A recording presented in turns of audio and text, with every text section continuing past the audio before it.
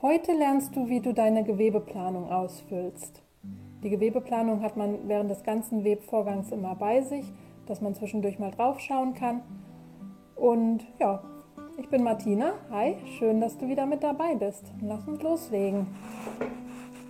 Wahrscheinlich hast du dir schon Gedanken darüber gemacht, was für ein Produkt du weben möchtest und welche Farben und welche Qualität bzw. Festigkeit dieses haben soll. Falls nicht, dann ist es hilfreich, mit einer Collage oder einem Stimmungsbild, welches du dir anfertigst, zu beginnen.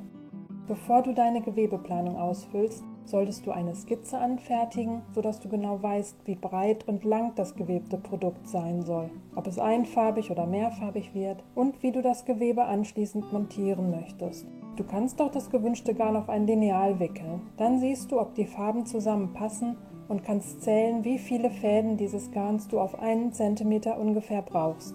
Wenn du ein kleines Mustergewebe anfertigst und unterschiedliche Garne und Farben testest, dann erleichtert es dir die Entscheidung zu treffen, welches Garn du für das fertige Gewebe nimmst.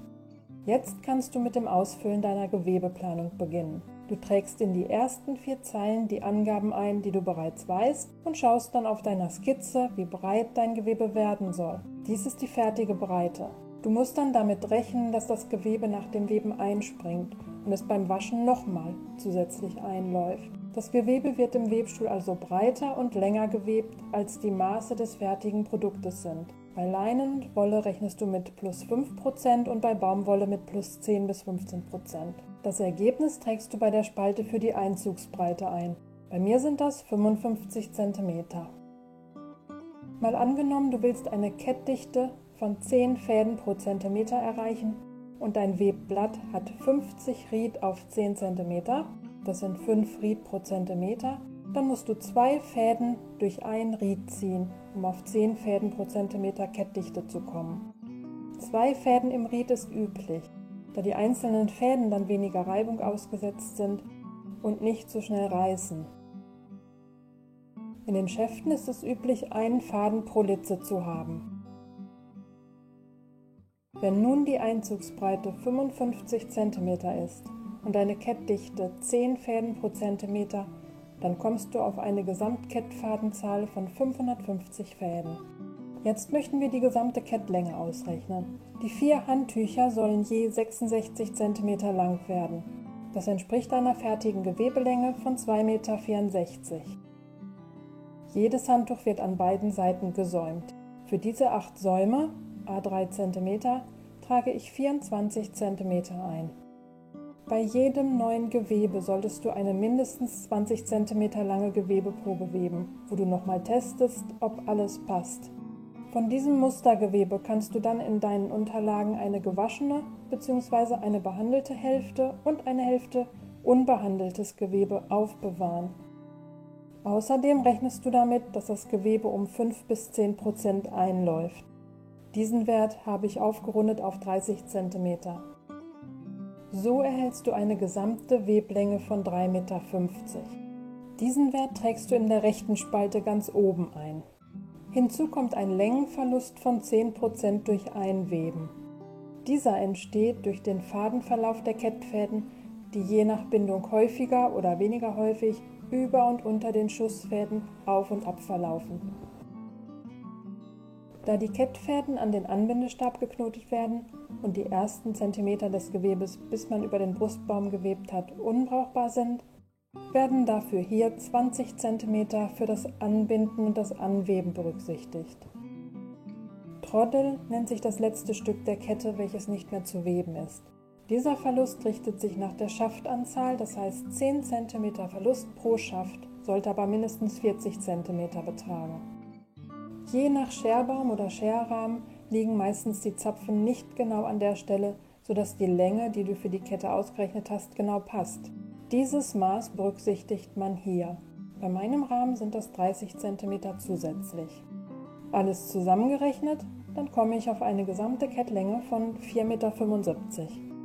Falls du mit mehreren Farben oder Materialien die Kette scherst, dann nimmst du deine Skizze zur Hilfe und kannst dir hier einen Scherplan erstellen. Laut meiner Skizze fange ich mit 8 cm weiß an. Da die Kettdichte 10 Fäden pro Zentimeter beträgt, sind das dann hier 80 Fäden. Anschließend habe ich dreimal abwechselnd schwarze und weiße Fäden, bevor ich dann die breitere Partie grün mit 2 cm, also 20 Fäden schere und so weiter. Da die beiden Hälften des Küchentuchs gleich sind, schreibe ich die Fadenzahl bis zur Hälfte auf, bzw. wie hier bis zu dem nächstliegenden andersfarbigen Kettfaden. Und mache mir eine Markierung, ab wann der Scherplan rückwärts zu lesen ist.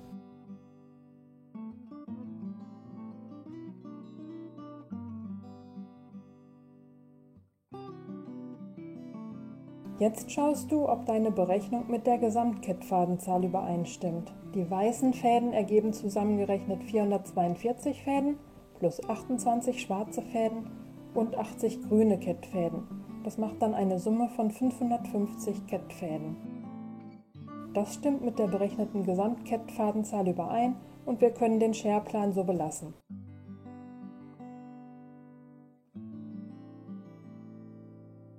Die Gruppeneinteilung unter dem Scherplan brauchen wir bei diesem Gewebe heute nicht. Da werde ich in einem späteren Video, wo es um das Weben mit mehreren Partien geht, darauf zurückkommen.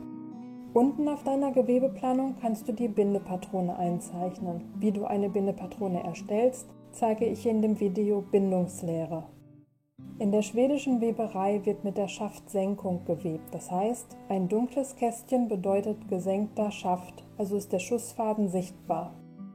Dieses sind die 4 Bindepatronen, nach denen ich die Küchentücher weben werde. Diese Bindungen nennen sich Leinwand, Köper und Kreuzköper. Für die 4. Bindung habe ich keine deutsche Bezeichnung ausfindig machen können. In Schweden heißt sie Tretramsväv, da man 3 Tritte verwendet. Falls du weißt, wie diese Bindung auf Deutsch heißt, dann würde ich mich über einen Eintrag in die Kommentare freuen. Jetzt sind wir auf der Rückseite der Gewebeplanung. Damit du weißt, wie viel Garn du für das Gewebe brauchst, errechnest du hier den Materialbedarf. Ich berechne hier zunächst den gesamten Materialbedarf der Kette. Da weiß ich, dass die Gesamtkettfadenzahl 550 ist und trage diese ein. Die gesamte Kettlänge beträgt 4,75 Meter. In die nächste Spalte trage ich von dem Kettgarn die Anzahl der Fäden im Zwirn ein. Das sehe ich anhand der Garnnummer, wie hier 22,2. Das bedeutet, dass dieses Garn mit 2 Fäden gezwirnt ist. Nun wird hier nach der Systemzahl gefragt.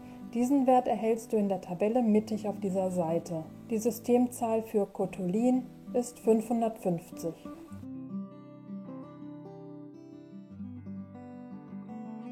Als letztes fehlt noch die Fadennummer.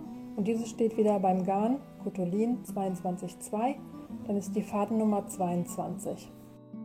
Wenn ich das jetzt ausrechne, dann komme ich auf ein Gesamtgewicht der Kette von 0,43 Kilo, also 430 Gramm. Und so kannst du jetzt den Materialbedarf deiner einzelnen Farben der Kette ausrechnen. Wie viele Kettfäden du von jeder Farbe benötigst, steht in deinem Scherplan.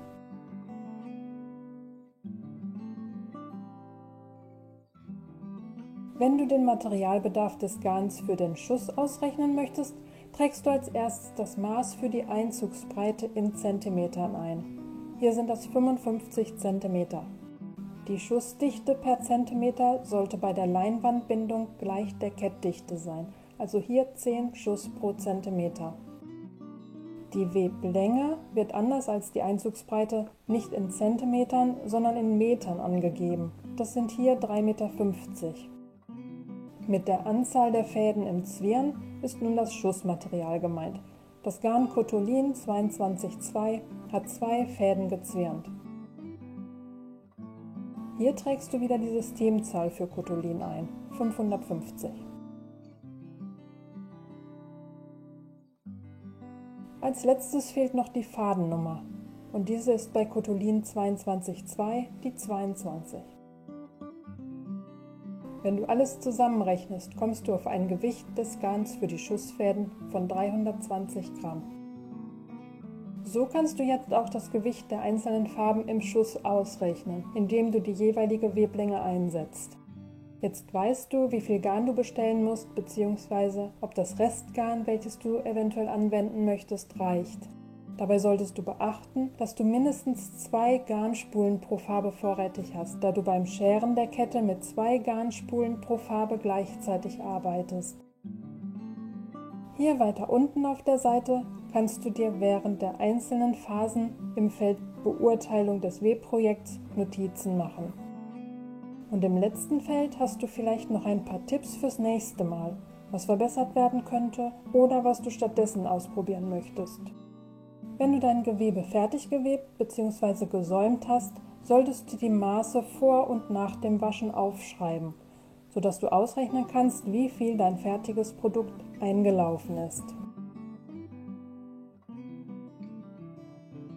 Jetzt hast du deine Gewebeplanung fertig ausgefüllt und im nächsten Video lernst du, wie du hier in dem Scherrahmen deine Kette scheren kannst. Ich freue mich, dass du heute mit dabei warst. Wir sehen uns beim nächsten Mal. Ciao!